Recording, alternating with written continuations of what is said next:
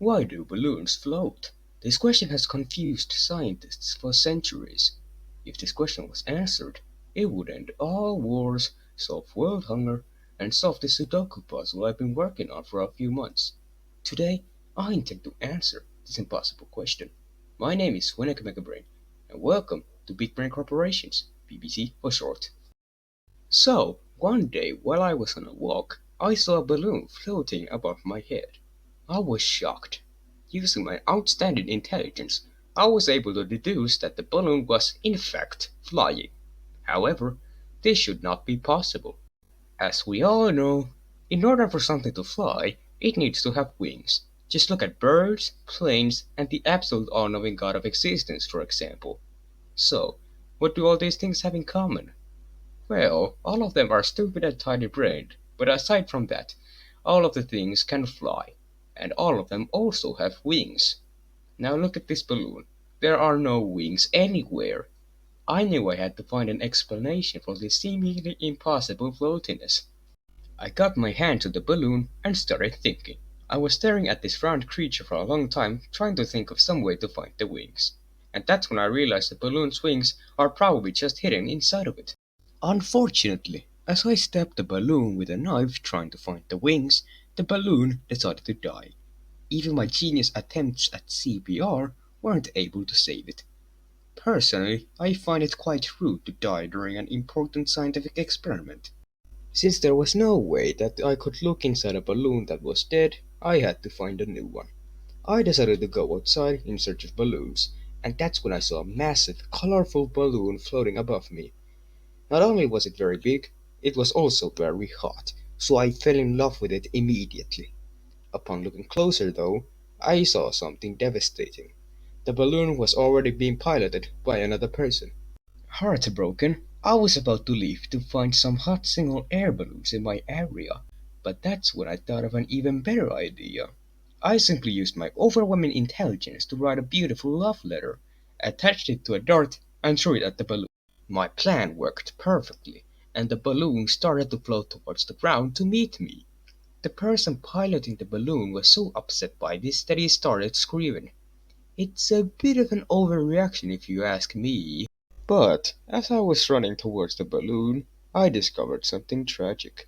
My beloved love interest had died on impact while trying to get on the land to meet me. My heart was truly broken.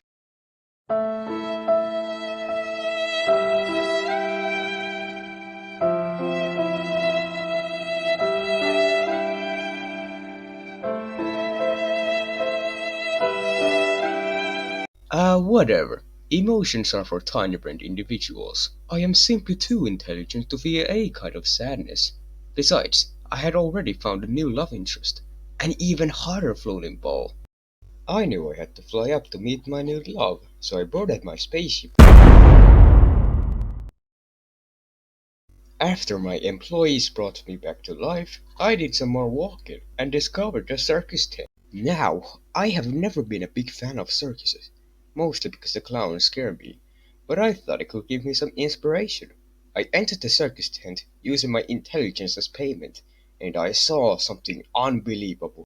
There were dozens of balloons trapped inside this tent, and that's when I realized the scary circus clowns were actually enslaving these poor balloons and holding them hostage. Determined to save the balloons, I cut the ropes holding the circus tent in place, giving the balloons time to escape. Unfortunately, the balloons were too stupid to move out of the tent in time, so most of them died and I was only able to save a few. Oh, and also, I was told the people inside the tent suffocated.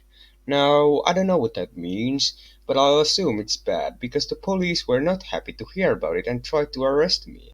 I thought I was about to go to prison again, but then I had the most genius realization of my career.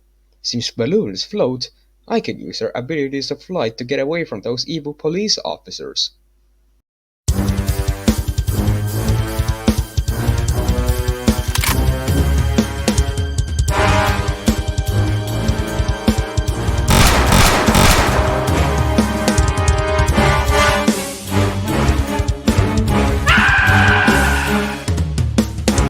Unfortunately, these balloons happened to be broken and floated in the wrong direction.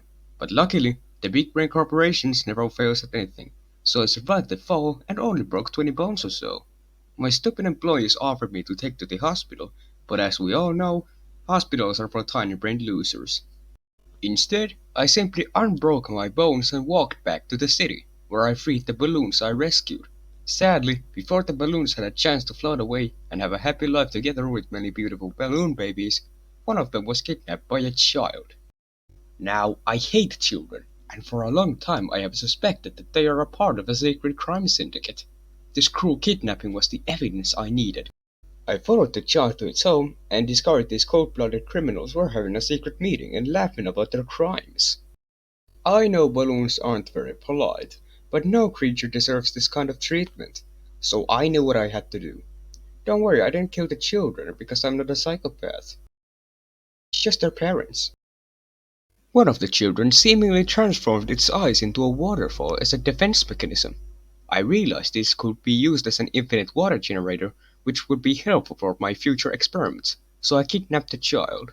Completely legally, obviously. With all this research, I was finally ready to determine the answer. Why do balloons actually float? After all the love, kidnapping, murder, and suffocation, I finally discovered the truth. The truth is...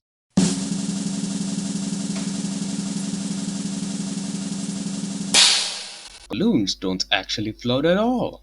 Since it is possible for something to float without wings, that must mean that balloons are actually just being carried by invisible birds. They thought they would never get caught, but they didn't expect my overwhelming genius to step in. If you're asking for proof, you are silly. I do not need proof because I am too intelligent to ever be wrong. If you disagree, you're fired. Anyway, I hope you enjoyed this brilliantly intelligent video. Make sure to like and subscribe, or you will fall off a cliff and break 20 bones. And stay tuned for more amazing experiments from the Big Brain Corporation's BBC for short. Thank you for listening.